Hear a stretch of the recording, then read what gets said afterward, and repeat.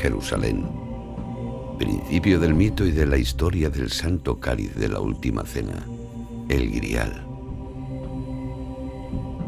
Los primeros cristianos lo protegieron y fueron perseguidos por el emperador Valeriano. Muchos lo pagaron con sus vidas.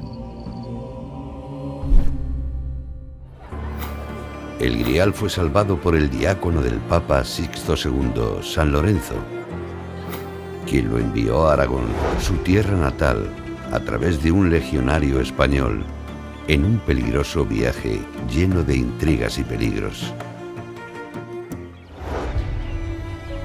En San Juan de la Peña fue custodiado por los monjes del monasterio durante siglos, protegiéndolo de las persecuciones y el acoso.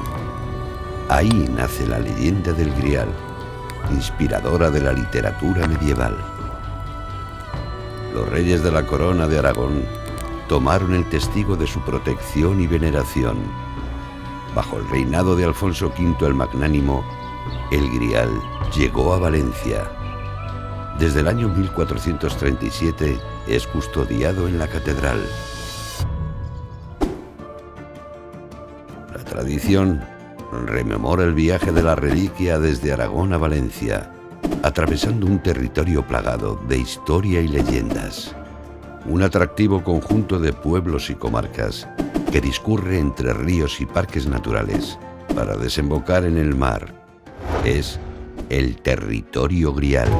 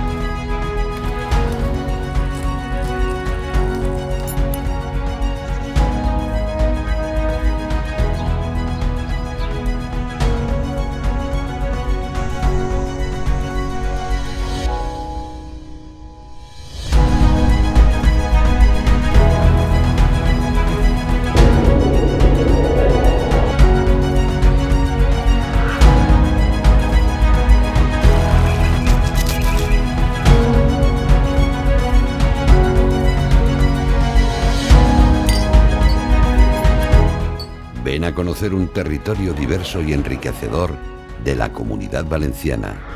Un viaje en el tiempo por la naturaleza y el patrimonio. Territorio Grial, Mediterráneo rural en estado puro.